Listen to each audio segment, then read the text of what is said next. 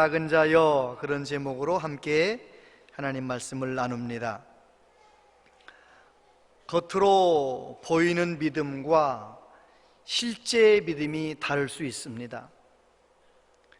예배당에 나오고 봉사를 하고 겉으로 보여지는 믿음과 실제 삶의 현장에서 역사하는 믿음이 다를 수 있습니다. 어느 감리교 목사님께서 하신 말씀 한번 들어보세요. 한 30여 년 전에 신학교를 졸업하고 150가구 정도 되는 조그만 시골 마을에 목회하러 내려가셨는데, 정말 1년 동안 열심히 목회를 하셨는데, 1년쯤 지났을 때 마을 이장님이 오셔서 전도사님 찾는 거예요. 왜 그러시냐 그랬더니, 우리 마을 중간에 있는 성황당을 좀 철거해 주세요. 전도사님이 말합니다. 그런 일은 이장님이 하셔야지 왜 저한테 오셨어요? 이장님이 말하죠. 큰일 납니다. 성황당 잘못 건드렸다가 제명에 못 살아요. 우린 안 됩니다. 전도사님이 하는 이야기가, 이장님 나도 오래 살고 싶어요. 왜 그러세요? 그랬더니 이장님이 다 알고 왔습니다. 예수신이 제일 강하다는 거 알고 왔습니다. 전도사님은 성황당을 무너뜨려도 된다는 거 알고 왔습니다. 그제서 이제 전도사님이 정말 무너뜨려도 괜찮은 겁니까? 그래 지금 마을 대표로 이장이 내가 와서 전도사님한테 부탁드리는 거 아니냐고, 무너뜨려 달라고.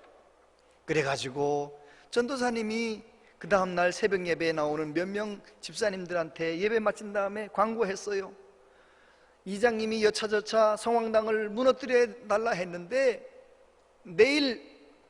오늘 10시에 무너뜨립시다. 오늘 10시에 연장들을 가지고 성황당으로 모이시기 바랍니다. 그리고 이제 10시에 전도사님이 나가봤더니 아무도 안 나온 거예요.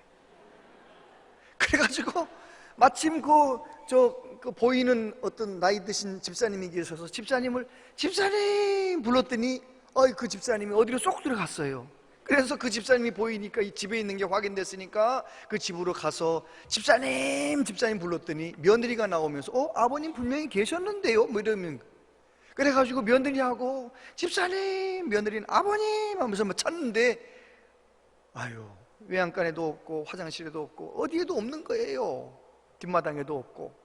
근데 보니까 뒷방에 그 섬돌에 집사님 늘 신으셨던 털신발이 딱 놓여 있는 거예요. 그 전도사님이 그 문을 삐그덕 열어봤더니 그 집사님이 이불을 뒤집어서 아이고 배야 꾀병을 하고 있는 거예요. 전도사님이 왜 모르겠어요. 그래서 집사님 괜찮으시면 누워 계세요 하고 이제 혼자 와서 이 성황당을 철거하려고 하는데, 성황당 옆에 집에 있는 어느 권사님, 박 권사님이라는 분이 나오는 거예요. 그런데 그 박 권사님이라는 분은 어떤 분이냐면, 이 젊은 전도사님이 볼 때 정말 아닌 거예요. 박 권사님은 교회에서 주일날 초종을 치기만 하면, 옛날에는 왜 교회에서 초종을 치고 재종을 쳤잖아요. 30분 전에 초종을 치면 그때 삽을 가지고 나와서 교회 앞을 지나서 자기 논에 가는 거예요. 논에 가가지고 물고 터놓고 이제 다 하고 전도사님이 설교 한참 할 때 그때 들어오는 거예요. 그러니까 아무튼 권사님이 돼가지고, 감리교니까 남자 권사님이 있잖아요. 권사님이 돼가지고 말이지, 주일날 종치면 먼저 교회 와가지고 해야지. 아침에 일찍 논에 갔다 오든가. 아무튼 불만이 많은 거예요. 섭섭한 거예요, 그 권사님이. 근데 그 권사님이 성황당 앞에 와 있는 전도사님에게 와서 인사하는데 어쩐 일이냐고, 여차저차해서 이게 지금 이장님이 이 성황당을 철거하라 했는데 아무도 오질 않았다고. 그러니까 이 믿음 없어 보였던 권사님이 할렐루야 이러면서 어떻게 그런 일이 다 있느냐고. 전도사님은 가만히 계시다고. 내가 사다리 가지고 나와서 연장 가지고 전도사님은 밑에서 사다리 붙잡고만 계세요. 내가 다 철거하겠다고. 이래가지고 올라가가지고 막 꽉꽉 다 부서뜨리는 거예요. 세월은 흘러 이제 한 30몇 년 지나서 목사님이 되셔서 이제 한 지역에 연합 집회 강사로 가셨는데, 부흥회를 이제 하고 그러는데 강사실에 어떤 합주기가 된 할아버지가, 농부 시골 할아버지가 쑥 들어오더니 김철환 목사님 맞으십니까? 물어보더래요. 네, 제가 맞습니다. 누구신가요? 저 박권사입니다. 그 권사님도 목사님 못 알아보지만 목사님도 권사님 못 알아보겠는 거예요. 누구시라고요? 저 박권사라니까요. 누구신데요? 아, 그 성황당 같이 무너뜨린 박권사. 그제서 알아보고, 아하. 그래서 이제 안부를 묻는 거예요. 그날 코빼기도 안 보였던 집사님들, 성황당 건드렸다가 제명에 못 살까봐 다 숨었던 분들, 안 나왔던 분들 물어보는 거예요. 그 집사님, 김 집사님, 오래전에 죽었습니다. 저 숨었던 그분 어떻게? 그분도 오래전에 다 죽었다는 거예요. 자기 혼자 살아있는 거예요. 여러분, 자, 그러면 누가 믿음이 있는 거예요 도대체? 새벽마다 나와서 예배드리고 그런 사람들이 너무 귀한 거죠. 믿음의 모양은 너무 귀한 거죠. 그런데 정말 성황당을 무너뜨려야 된다는데, 세상에 하나님을 두려워해야 되는데 성황당 귀신을 두려워하는, 도대체 겁없이 막 무너뜨리는, 예배 시간은 조금씩 예배 시간 지각하는 거 잘한다는 건 아니에요. 그러나 누가 믿음이 있는 겁니까 도대체? 여러분, 교회 밖에 하나님을 두려워하며 사는 교회 안 다니는 사람들이 꽤 많습니다. 교회 안에 하나님 두려워하지 않는 사람들 얼마나 많은지 아십니까? 누가 하나님을 믿는 겁니까 도대체? 예수님께서 제자들에게 죽으심과 부활에 관하여서 분명히 3번 말씀하셨어요. 마가복음에 보면 8장, 9장, 10장에 분명히 나옵니다. 가이사라 빌립보에서 인자가 많은 고난을 받고 장로들과 대제사장들과 서기관들에게 버림받아 죽임을 당하고 사흘 만에 살아나야 할 것을 비로소 제자들에게 가르치셨다는 거예요. 갈릴리에서 이는 제자들을 가르치시며 또 인자가 사람들의 손에 넘겨져 죽임을 당하고 죽은 지 3일 만에 살아나리라는 것을 말씀하셨기 때문이더라. 예루살렘에 올라가시는 길에서 그들은 능욕하며 침뱉으며 채찍질하고 죽일 것이나 그는 3일 만에 살아나리라 하시니라. 예수님께서 가이사라 빌립보에서 갈릴리에서 예루살렘 올라가는 길에서 분명히 3번 말씀하셨어요. 나는 죽는다. 그런데 3일 만에 다시 살아난다. 예수님 그 말씀을 제자들이 믿었습니까? 안 믿었습니까? 만약에 예수님께서 하신 그 말씀을 마음에 굳게 믿고 있었다면 예수님 십자가에 못 박힐 때 가슴 아프기도 하지만 3일째 되는 날을 기다렸을 거 아니에요. 3일 만에 부활하신다고 했으니까 예수님을 기다렸을 거 아니에요. 예수님 부활하시는 날 새벽에 여인들이 새벽 미명에 예수님의 무덤을 향해 갑니다. 그 여인들이 예수님의 그 3번 말씀을 다 들었던 여인들인데, 그 여인들이 부활하신 예수님 만나러 가고 있습니까? 무덤에 누워 계신 쉬신 예수님을 만나러 가는 겁니까? 누가 무덤 문을 열어줄 건가? 그리고 그들 손에 들려있는 것은 향품이었어요. 시신에 더 부어드리려고, 예수님 시신에 더 부어드리려고 향품을 가지고 가고 있었어요. 그런데 여러분, 마태복음 27장에 보면 대제사장들과 바리새인들이 빌라도에게 하는 말 들어보세요.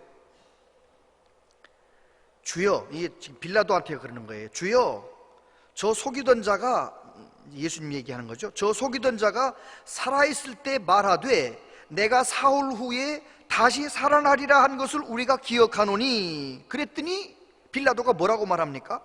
빌라도가 이르되 너희에게 경비병이 있으니 가서 힘대로 굳게 지키라 하거늘.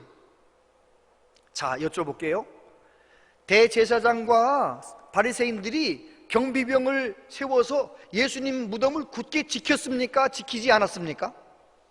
지켰어요. 그러면 그들은 예수님께서 하신 말씀을 직접 들은 것도 아니고 전에서 들었을 텐데, 전에서 들은 예수님 말씀을 믿은 거예요? 안 믿은 거예요? 누가 예수님이 하신 말씀을 믿은 거예요 도대체? 여러분, 우리는 이 말씀을 들으면서 내 믿음의 현주소를 한번 점검해 봐야 됩니다. 나는 하나님을 경외하고 있는가? 하나님을 두려워하고 있는가? 전능하신 하나님을 믿고 살고 있는가? 오늘 본문 이야기도 마찬가지입니다. 예수님께서 오병이어 기적을 일으키시고 그날 저녁에 일찍이 제자들을 배 타고 갈릴리로 건너가라 하시잖아요. 그리고 제자들 보낸 다음에, 사람들 다 집에 보내신 다음에 예수님이 산에 가서 밤새 기도하고 계시잖아요.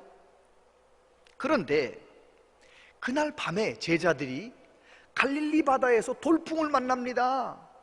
풍랑을 만나서 가지도 못하고 오지도 못하고 갈릴리 바다 한복판에서 고통을 당하는 거예요. 언제까지? 새벽까지. 그때 예수님께서 물결위를 걸어오시는데 제자들이 예수님을 알아보질 못하는 거예요. 마가는 그 사건을 이렇게 기록합니다. 제자들이 그가 바다 위로 걸어오심을 보고 유령인가 하여 소리 지르니 그들이 다 예수를 보고 놀람이라. 이에 예수께서 곧 그들에게 말씀하여 이르시되 안심하라, 내니 두려워하지 말라 하시고 배에 올라 그들에게 가시니 바람이 그치는지라. 제자들이 마음에 심히 놀라니 이는 그들이 그 떡 떼시던 일을 깨닫지 못하고 도리어 그 마음이 둔하여졌음이로라. 여러분, 제자들은 약 10시간 전에 예수님께서 놀라운 능력을 행하는 것을 보았어요. 그런데 갈릴리에서 돌풍을 만나서 고난을 당하면서 예수님 잊어버린 거예요. 그리고 마음이 둔하여진 거예요. 예수님 생각도 안 하는 거예요. 예수님을 몰라보는 거 있잖아요. 그런데 똑같은 상황인데 예수님께서 물결을 걸어오셔서 안심하라 하신 말씀을 듣고 베드로가 믿음으로 반응했어요. 베드로가 어떻게 믿음으로 반응했습니까? 오늘 본문 속에서 무엇이 믿음인지 세 가지만 생각해 보겠습니다. 첫 번째, 주님을 부르는 것이 믿음입니다. 따라해 보세요.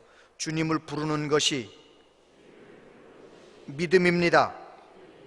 27절부터 보면 예수께서 즉시 이르시되 안심하라, 나니 두려워하지 말라. 베드로가 대답하여 이르되 주여, 만일 주님이시거든 나를 명하사 물 위로 오라 하소서. 할렐루야.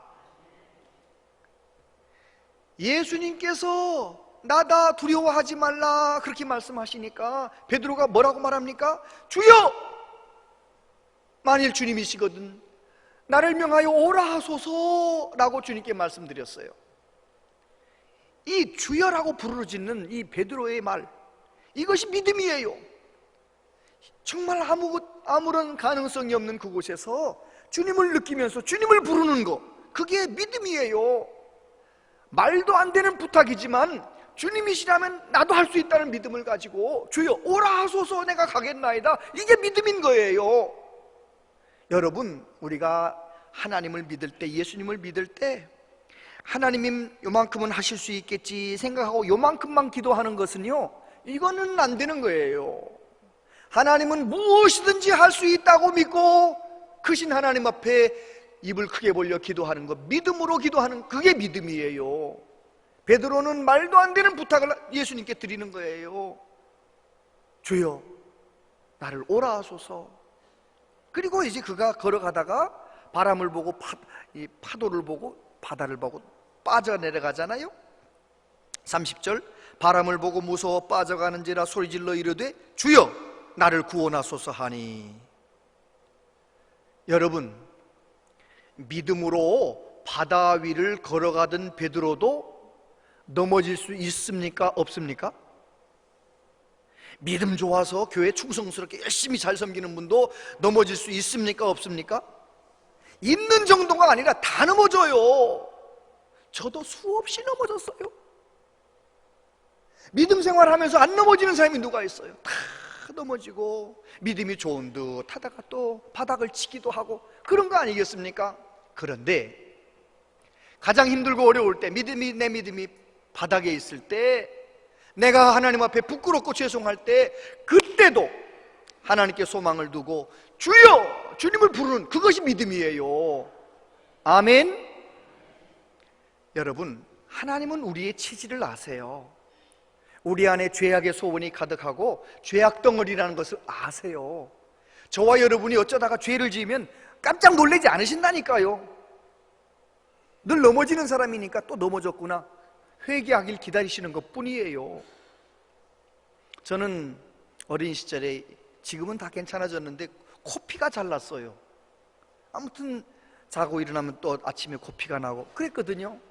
근데 제가 코피가 나도 그냥 탈지면으로 딱 막아놓으면 또 금방 멎는다는 걸 알기 때문에 저희 부모님은 제가 코피가 나도 놀래지도 않아요. 다른 집 같으면 아주 큰일 날 줄 알 텐데 저희 집은 야, 코피 나는 거 보니까 감기 났으려나 보다 뭐 이러면서 그냥 막아주고 끝나는 거예요. 왜요? 다 아니까. 하나님도 마찬가지입니다. 저와 여러분이 하나님 앞에서 믿음 생활하다가 넘어졌을 때 내가 주여 죄송합니다 넘어졌습니다 그렇게 엎드리고 주님의 이름을 부르면 주님께서 그 믿음을 기뻐하시는 줄 믿습니다. 예수님께서 십자가에 못 박히셨을 때 베드로가 3번이나 예수님 부인했잖아요. 모른다고 막 욕하며 부인하기도 했잖아요. 그런데 우리 예수님은 갈릴리에서 다시 만나셔서 시몬의 아들, 요한의 아들 시몬아, 너가 나를 사랑하느냐? 그때 베드로가 뭐라고 말합니까? 주여, 내가 주님을 사랑하는 거 주님도 아시잖아요. 가장 부끄러운 순간에도 베드로는 주님을 불렀던 것입니다. 여러분, 얼마나 유혹이 많고 얼마나 참 넘어질 일이 많은 세상에 우리가 살고 있는데 하나님의 자녀로서 어떠자 넘어졌어도 주님의 이름을 부르시기를 바랍니다. 삶의 문제가 꼬여서 너무너무 힘듭니까? 답이 없습니까? 그때에도 주님께 소망을 두고 주님을 부르시게 되길 바랍니다. 그것이 믿음입니다. 우리는 개인적으로 국가적으로 참 너무너무 어려운 때를 살고 있어요. 국가 때문에 주여를 부르짖든지 여러분 개인적인 문제 때문에 주여를 부르짖든지 한번 저하고 주여를 한번 부르는 건 연습해 보겠어요? 제가 할 테니까 따라해 보세요. 주여! 교회가 지붕이 들썩거릴 만큼 한번 해보자고요. 주여! 잘하셨어요. 여러분 혼자 운전하고 가시다가 뭔가 답답한 거 있거들랑 다른 얘기하지 마시고 주여! 주여! 주님을 불러보시길 바랍니다. 정말 뉴실보다 답답하거들랑 주여! 주여를 불러보시길 바랍니다. 정말 개인적으로 사업이 어렵거들랑 자녀가 속썩이거들랑 다른 얘기하지 말고 주여! 주여! 주여를 부르시는 은혜가 있게 되길 바랍니다. 주님을 부르는 것이 믿음입니다. 두 번째, 주님 말씀에 순종하는 것이 믿음입니다. 따라하세요. 주님 말씀에 순종하는 것이 믿음입니다.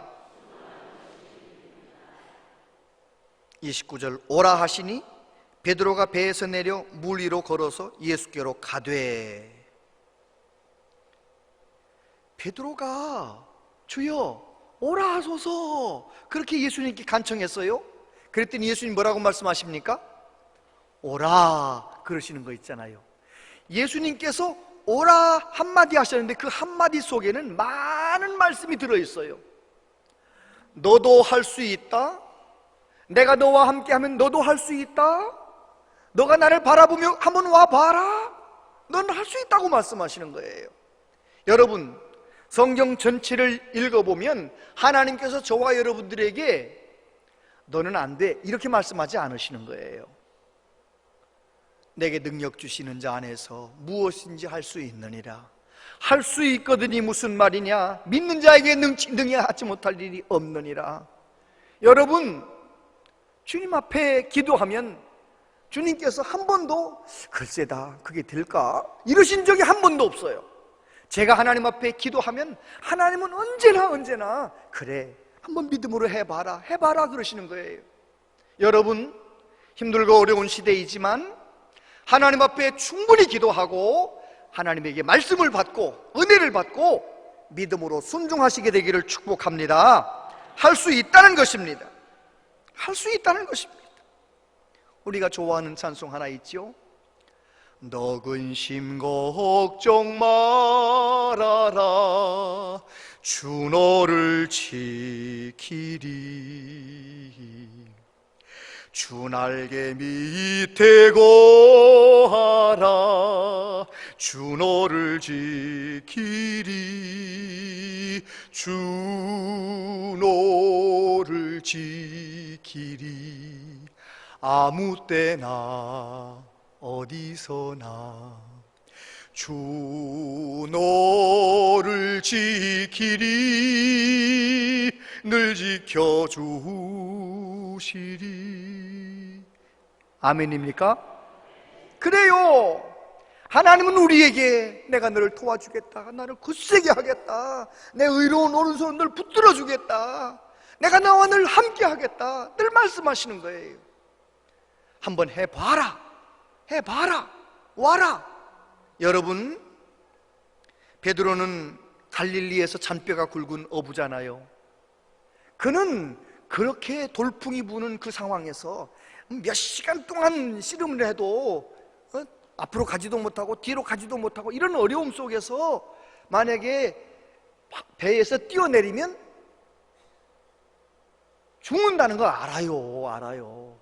방법이 없다는 걸 알아요. 그런데 그는 내 경험을 붙잡고 있는 것이 아니라 주님께서 오라고 하신 그 말씀을 붙잡고 순종하는 거예요.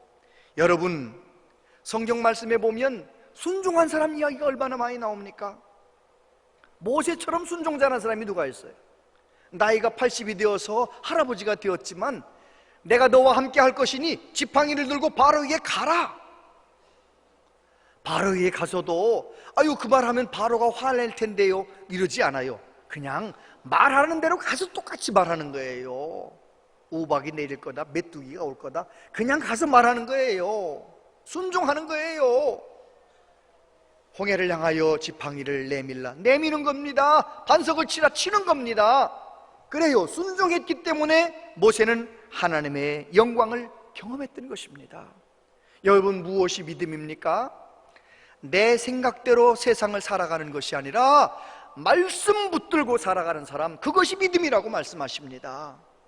여러 가지 힘들고 어려운 풍랑이 있지만 말씀 순종함으로 넉넉히 이겨내시기를 바랍니다. 세 번째로, 주님을 바라보는 것이 믿음입니다. 따라 해보세요. 주님을 바라보는 것이 믿음입니다. 29절 같이요. 오라 하시니 베드로가 배에서 내려 물 위로 걸어서 예수께로 가되. 이 한마디 말씀 속에서 우리는 오라고 말씀하신 예수님 말씀에 순종하는 베드로를 만날 수 있고요, 또 하나, 예수님께 마음과 시선을 집중하고 예수님 바라보고 걸어가고 있는 베드로를 만날 수 있어요. 여러분, 물결위를 걸어갔던 능력은 베드로의 능력이 아닙니다. 베드로는 그냥 말씀에 순종했을 뿐이고 이제는 답이 없으니까, 내가 지난밤에 밤새도록 노를 저어봤잖아요. 답이 없는 상황이에요.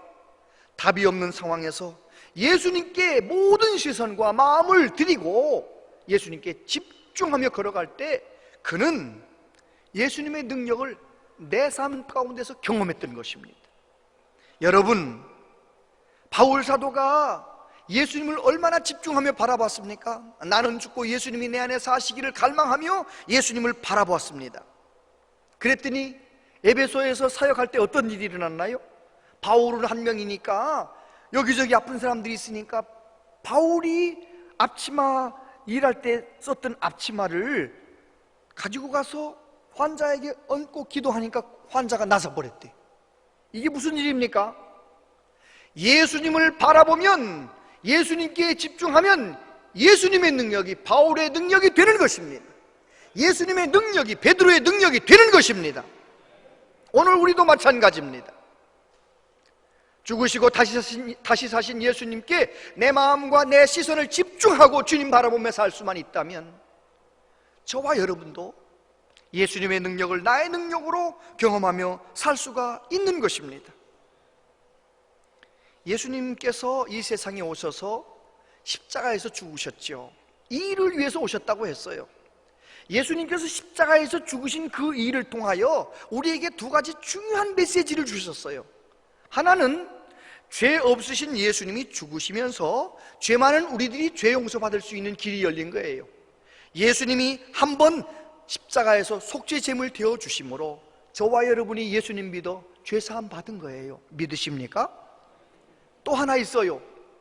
예수님은 십자가에 못 박혀 죽으시면서 하나님 말씀에 100% 순종하는 것을 보여주셨어요.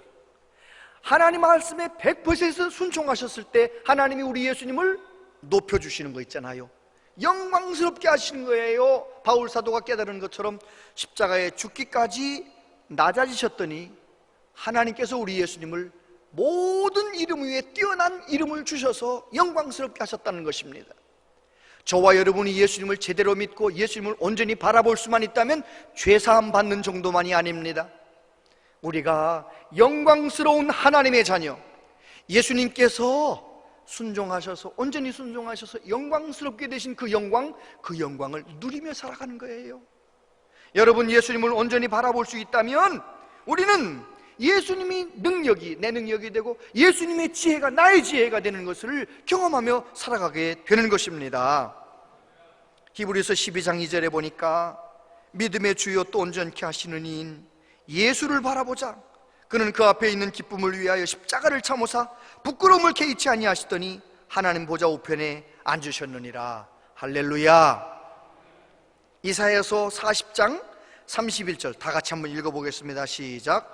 오직 여호와를 앙망하는 자는 새 힘을 얻으리니 독수리가 날개치며 올라감 같을 것이요 다른 박질하여도 곤비하지 아니하겠고. 아멘. 할렐루야. 그렇습니다. 하나님을 앙망하면 내 안에 없었던 새 힘이 주어지는 것입니다. 예수님 온전히 바라보면 내 안에 없는 능력이 내게 주어지는 것입니다.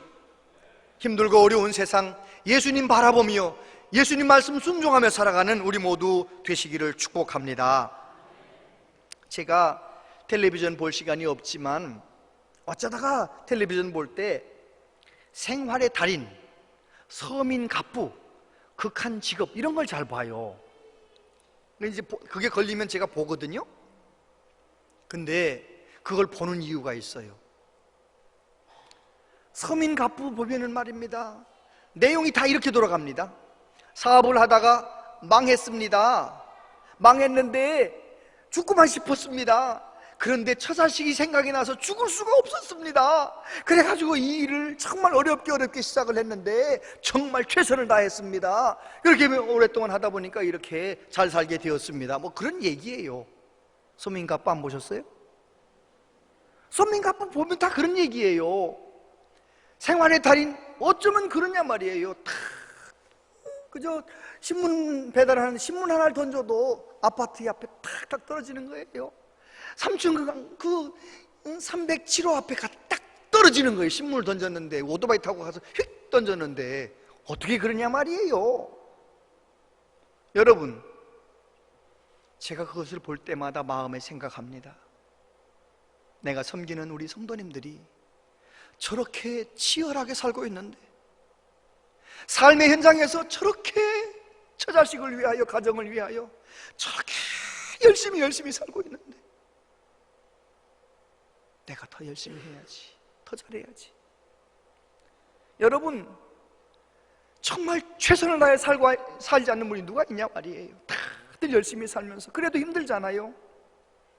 여러분, 내 믿음이 교회 안에서만 모양을 갖춘 모양만 있는 믿음이 되지 말고 내 삶의 현장에서도 내게 힘이 되고 내게 능력이 되고 흔들리는 나를 붙들어주는 능력 있는 믿음 될 수 있기를 축복합니다.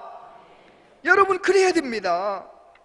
여기 믿음이 작은 자여 올리고 피스토스라는 말은 불신자에게 쓰는 말이 아니에요. 이 말은 믿음이 있는 사람이 믿음의 분량이 좀 떨어졌을 때 말씀하시는 거예요. 너 믿음의 분량이 좀 떨어졌구나.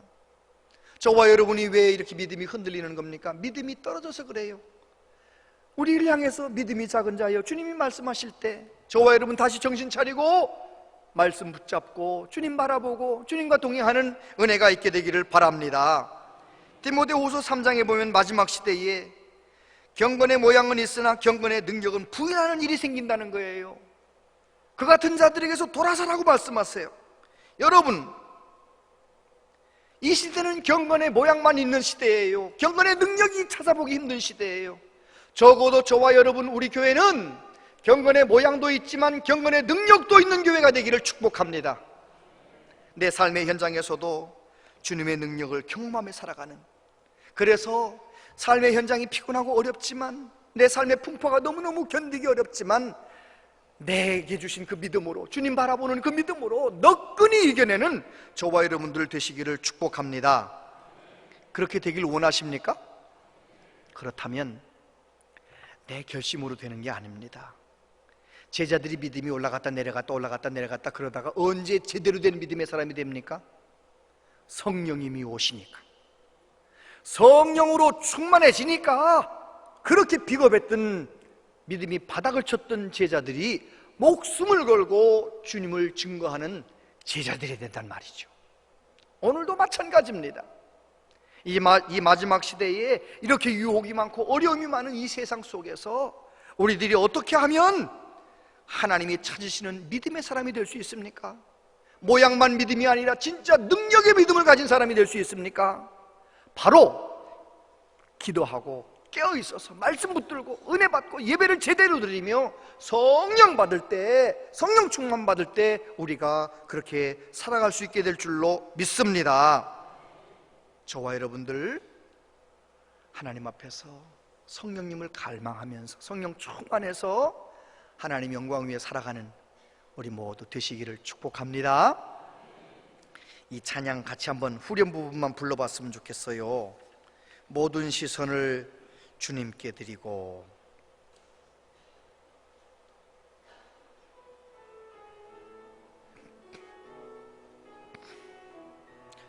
모든 시선을 주님께 드리고 살아계신 하나님을 높일 때 내 삶은 주의 역사가 되고 하나님이 일하기 시작한 모든 시선을 주님께 드리고 전능하신 하나님을 높일 때 세상은 주의 나라가 되고